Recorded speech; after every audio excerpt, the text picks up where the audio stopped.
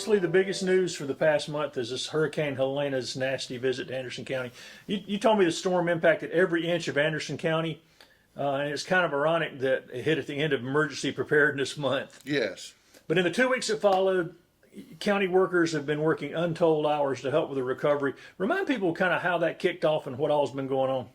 Well, the day before the impact of the hurricane, council passed an emergency declaration. And when that emergency declaration is passed, everything falls under chairman of county council and his instrument, which we are the instrument. And so we began preparations before it hit. And everything was going well that night until around 3:30. And that's when it really hit. It took a path that nobody had And anticipated. nobody suspected it would. You and I have been around a long time. This is the first hurricane really to reach Anderson, isn't it? Yes. Well, remember back 35 years ago, Hugo came through selected parts of Anderson County and did some damage, and more damage in Pendleton than people remember, and then went up to Charlotte and really caused havoc. But that was 35 years ago, and it wasn't county-wide. This hit from below Iva to the tip of Powdersville. There was no place that didn't have some damage in it. And so, no, we've never had anything like this. Never. Nothing that's ever impacted the whole county at one time. And what's been the biggest challenge? I know the debris. I saw the report said at least 500,000 cubic tons of debris so far. Oh, yes. If you go to our C&D landfill, construction and debris landfill, we now have something. Well, really in Star. Yeah, Star. And Greg Smith is our solid waste manager and literally a genius. We're always out front and everything, and all that's attributable to him. But we have a large, large pile. So right now, my nickname for it is Smith Hill. But yesterday, we retained the services of a chip grinder. And so we're going to be taking a lot of those large trees and things and grinding them up into mulch. So that's going to help. But that's what we're doing on that end. But you're going to give the mulch away like we've done before? yeah, and there going to be several places where people can get mulch, but we'll get into that when we hit debris cleanup. But I mean, we were riding around 4:30, 5 o'clock, 5:30, 6 o'clock in the hurricane, which seemed like the right thing to do at the time, but turned out to be one of the stupidest things I've ever done with the trees falling. But Deputy Administrator Matt Hogan and I wanted to go see what was going on, and we did. Nobody got hurt, though. Nobody got hurt. That's a miracle. It's a miracle. And then almost as soon as it was clear enough to go to work, our crews went up. And the first thing you do is what you call a push, and that's just to push things out of the roadway. So we did that big push, and we continued that push. We also had a tremendous amount of assistance from Horry County. They sent a crew up here. We had the National Guard. We had Sergeant Laureano was embedded with us during the whole affair. We had all the resources of the National Guard. Hilton Head Emergency Manager came up here and helped us. A thing that you and I will find interesting, since we've been here since the beginning of creation, the assistant administrator for Horry County came up too. Well, the assistant county administrator for Horry County is former councilman Prue Gilreath's grandson and grand nephew of Bo Gilreath, the legendary fire chief for the city of Anderson. But you know, people have talked about in the past, you know, every time there's something on the coast and y'all send all these people down there. And I don't know why, you know, some people say, I don't know why y'all do that. Well, it's called cases like this. We needed help. These people came up and helped us.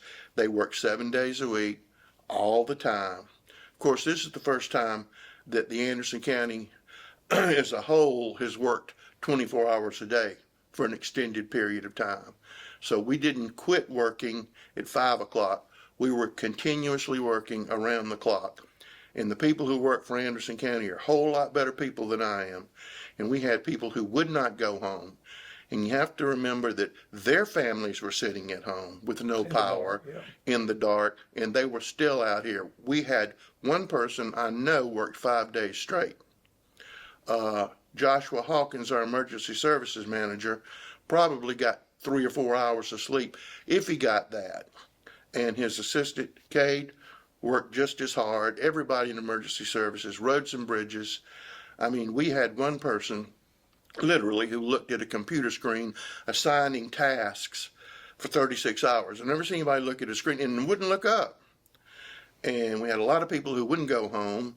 Then we had a person, Mitchell Stroud, who was over all the volunteers who were calling in wanting to help. So he was assigning them tasks to what to do. And you had all these people in one place at the All Civic these, Center. all these people, we went to the backup emergency operations center, which is at the Civic Center. We did that. Then we moved back to the emergency operations center on Bleckley Street. But I mean, it was a beehive of activity and people working real hard and caring beyond what anybody would ever imagine they would do. And they just did it. So after we did the push and got the roads open, then we had to clear it. In some cases, we were only able to open up one lane. Then we went back and started debris pickup. Then the decision was made is that we were going to do an agreement with SCDOT. They had a company who specializes in debris cleanup. So we reached out to them and we signed on with them. Now all of this money is reimbursable by FEMA. They said 75, it's 90-10. When all the damage is assessed, it'll be 100% reimbursable.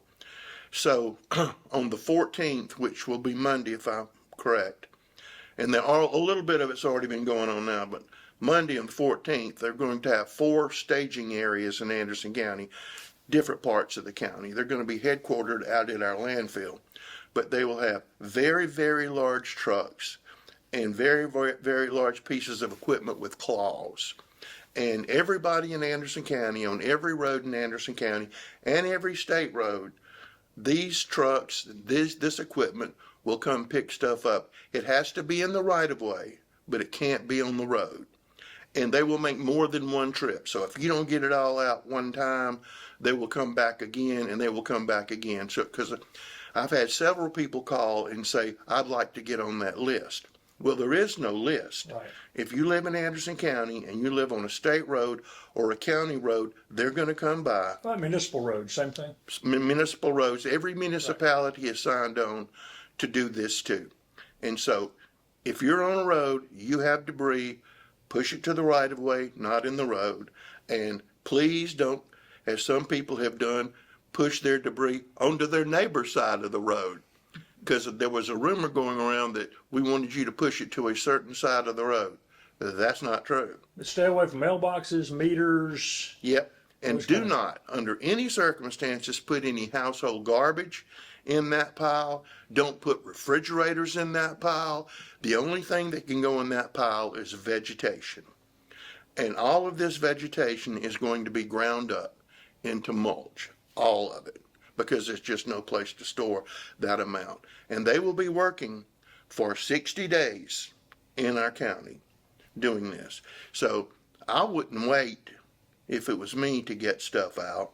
I would try to get it out as soon as possible. But again, it's not one pass by your house. So if everybody, some of these places that have 20 trees down can't get it all out by Monday, they'll be making swips Yes. back around. I mean, it's not just a one pass kind of deal. And so we think we've got every road in Anderson County covered by this with this company, and this is what they specialize in doing. You mentioned the cooperative effort of Horry County and these other places. What about, as all these people sort of spread misinformation, how closely did y'all work with the state and federal folks and FEMA, and how good were they to work with? Everybody was good to work with, except when they cut DHEC in half. They put one division over there, and there was a lot of screaming, and I might have been guilty of some of it, about not responding fast enough or not doing certain things. And I have to say a great big thank you to Senator Gambrell and Don Chapman and others who did more screaming than I did about this is supposed to be here, this is supposed to happen, it needs to happen now, what's going on. So the state, except for that part, the public health part, was perfect. The National Guard, you couldn't have asked for any more help from them than we got. And you couldn't ask for more volunteers. My favorite volunteer was a person, an older gentleman from Alabama, who came up in a vehicle that I wouldn't believe would go from the courthouse to Besto with a chainsaw. And he had one question: where do I go? That's where do I go? I saw that even some Amish people from Indiana came down to. I mean, there were people, volunteers from everywhere. Always you get the wonderful Southern Baptist Emergency Relief Squad. They can do things we can't do. We can't by law go on private property. And if there's something really terrible, we're not going to say we can't do that. But they have the ability to go on private property and help people. And they're well organized. I mean, they have portable showers. They have this and that. And they really came in and did a wonderful job, not just in Anderson County, but all over, any place that they could get to. But it was heartwarming to see all of this happen. But a lot of people got a lot of damage and a lot of people got hurt. We distributed water to any town that asked it. We distributed food. We supported the efforts out at the airport, which were phenomenal, getting over 1 million pounds of supplies to people in western North Carolina. Yeah, that was something we were doing in the midst of trying to clean up here, is trying to help western North Carolina. But at the same time, those people also were taking that food and also distributing it out. I know that they made a major donation in foodstuffs and products to AIM. I know they did to Hope Missions and other groups. And just everybody just came together and did everything together, and I thought it was a wonderful thing. I'm still in awe. Hope Missions and AIM and the United Way and these groups all hit the ground running pretty quickly. Yeah, and people saying, I want to give money. Well, we were telling people if you had cash, give it to United Way, because they were distributing it like that. We had a unknown benefactor who you and I both know, but they demand that they never get any public credit, paid for every bit of fuel that went to North Carolina, for every airplane, helicopter, one big donation that covered all of those fuel costs. And naturally, we sold the fuel at a very reduced rate, not try to make any money off of it. And so, all of that was from a charitable foundation here in Anderson that I would love to name, but I can't. So it was just an incredible thing, a horrible thing, but an incredible thing. And FEMA was easy to work with and helpful? FEMA's easy to work with. During the storm afterwards, you have to document everything to the nines. If you don't document everything, you don't get reimbursed. Well, and there's going to be a disaster relief center here, right, at the library? They said this going on. It's already started. Because they were going to actually set up and start giving money back to people. Well, you can do it online if you're able to do it online, but they also have people at the library who can assist you. And as you know, there are computers available at the library to do it. So, that's already going in place. But speaking from the county as a whole for the reimbursement, we have one bridge that's totally wiped out. We'll be applying to replace that. We have another one that needs massive amounts of work. Mm-hmm. We have roads that are washed out. We had damage to some buildings and some facilities, not a lot. I was going to ask you, what about the courthouse, historic courthouse? The only thing we had was some leaks because the tiles aren't on, but they weren't bad. But hopefully the tiles are going to start going up in about 2 weeks, so that'll take care of itself. So, but it was a week, and people that work for Anderson County, I mean, they went above and beyond. I mean, we had work crews working 16, 17 hours a day, and they were working. So it was just something. How much damage was done to some of the other parks? I saw Dolly Cooper had some trees down, and the kayak launch was damaged. Kayak launch was hanging up on the dam, one of them. Our frisbee golf out at the Civic Center, you can't play there right now because there's still trees hanging up. We're already beginning the recovery efforts there. So our parks got hit, but Dolly Cooper and the Saluda River is probably our worst case. And then the frisbee golf out at the Civic Center disc golf, that all those trees just smashed up. How about Green Pond? Green Pond came through pretty well, but everything out there is almost built like a bunker. Right. And you just got those pines down there, the water, so nothing for them to fall on. Other than that. You said most of it's going to probably be reimbursed, so this is not going to be an extra expense. Well, it will be reimbursed, but it won't be reimbursed automatically. Right. Because it's a process that you have to go to, and the first process is to document everything that was done. And you mentioned volunteers and how important they'd been to the cleanup, right? Yes, Very important. I mean, we had one person's job who was to tell volunteers where we had requests for help. And again, they could go on private property and help people where we couldn't. I noticed one of the things when you're talking about people opening, the library opened up on that Monday immediately to get people in was needed electricity to charge their devices And our museum cranked up as fast as humanly possible and offered hot coffee and Wi-Fi and charging services. So, I mean, they were on it. yeah, I've heard a lot of comments about them being open when nobody else was open. What else is left to do cleanup? You mentioned the roads and bridges, and I guess talking about finances, we're already strapped for finances for roads and bridges. This doesn't help that at all. Doesn't help a bit. This makes that referendum that voters get to decide in November even more important. It really does, because we could use some of that $360 million right now. We've talked enough about it. Anything else we need to say about the storm to update everybody, or just we? No, but we'll continue to keep people updated as we did all throughout with notices and what you can do and where you can go and things like that. Well, last week council approved the A-tax distributions. Remind people what that money is and where it comes from and how it can be used. That money is a tax on hotel rooms. And so that money's collected, and it can only go to organizations that will bring in more tourists, more events that will bring in more tourists. So we have an application process, then we have staff review it, then we have a citizens panel that reviews it, and then we have county council who reviews it. And those checks went out yesterday, I believe, over $300,000 going to worthy organizations who have a track record in bringing in more tourists, so that number will continue to grow and continue to grow. And speaking of growth, since the last time we met, that company Vertiv brought in 300 new jobs to Yes. Pelzer. Any idea when they'll start hiring? I know that they're looking for engineers right now as hard and as fast as they can. We had a discussion on that yesterday. That's in Pelzer, just so people. Yeah, but they are in dire need of engineers, and they're in dire need of engineers with skills in electrical work, and it's almost a specialized thing. So we were working with them on that yesterday, but that is a very nice and wonderful company, and we expect more good things to come out of that company. You mentioned the airport earlier. I know Brett had said they're still working on trying to get the equipment. They've almost got the money, but to get the equipment in, they just had a big event out there to help raise money for that.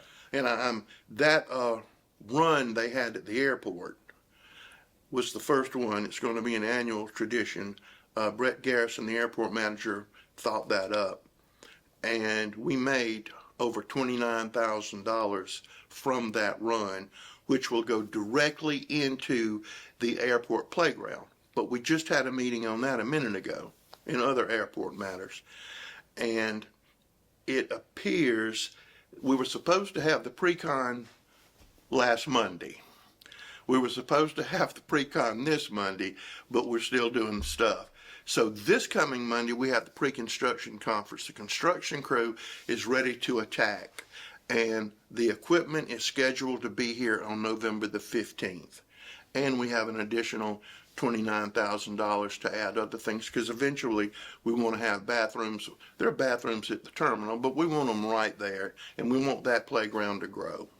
So, And additionally, they had the pre-construction conference for Kid Venture today, this morning, Friday morning.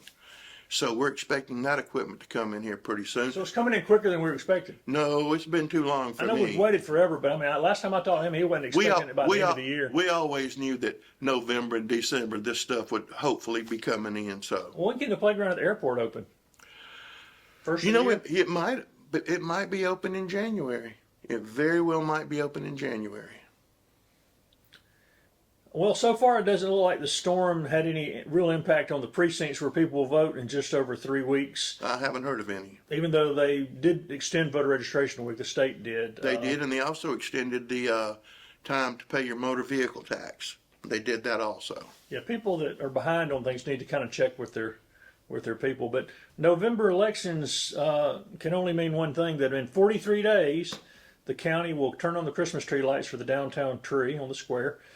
You were just telling me an update on what's going to happen in relation to it being a higher up this year and a better tree. Well, in the past, we've put plywood boards down for the tree to rest on, okay? And that worked pretty good when the tree was small. But now, right there today, they're building a wall and that tree will sit on that wall. How tall So- is that wall, do you know? About 2 feet. And I also tell them when the tree's not there, we can use it as a fish pond. Does it limit how much the tree can grow from there? No, it actually enhances the ability. Okay, so you still got room to add more. Yes. And so that's being done right now as we speak. And we're putting the power underground, which is going to be really, really nice. When we get through, you can walk over there and take a picture of it. It's really neat, a lot of activity. And as soon as that cement is placed and then it has time to cure, which is not long, then we can start on the tree, because this is our facilities guys say, it's time, we're getting ready, it's time. But we also think this is another thing that's going to reduce the amount of time it takes to put up the tree. And there'll be the ornaments will be back this year. Yes. And do you have any idea on the last figure I looked at, and I tried to do the math on it last year, was how much money the county saved by using this tree rather than having to pull in a live tree? And We don't have to kill a tree every year. We don't have to come in there. We don't have to stick it in the ground. Seems like so far I figured somewhere in the 50 to 60,000 or maybe more. At least that. But the thing is, this tree is so tall. I mean, I can't tell you how many Christmas cards that tree is in. I can't tell you the number of people who get married in front of that tree, and the people who just bring their kids down to see the tree. And it's just a wonderful thing, and people love it. So that tree and Santa Claus in the corner office, that says Christmas. And the music starting from the tower. Very, very much so. Well, while people are looking ahead to that, let's just wrap it up. If people still have, a senior citizen sees this and still has a tree, they can't move, who can they call to get some help? They can call Anderson County, 260-4031, and tell us their address, because we still have volunteers who are going out and doing work on private property. And I've heard a lot of those people and the volunteers and the municipalities in the county saying that the people doing that are going beyond the call of duty, and what they're not just cutting it and leaving it laying in their backyard. They're dragging it and taking care of stuff for them. It's amazing. It's amazing. Make you proud to be administrator? Makes me proud to be an Anderson County citizen. Is what it makes me proud of.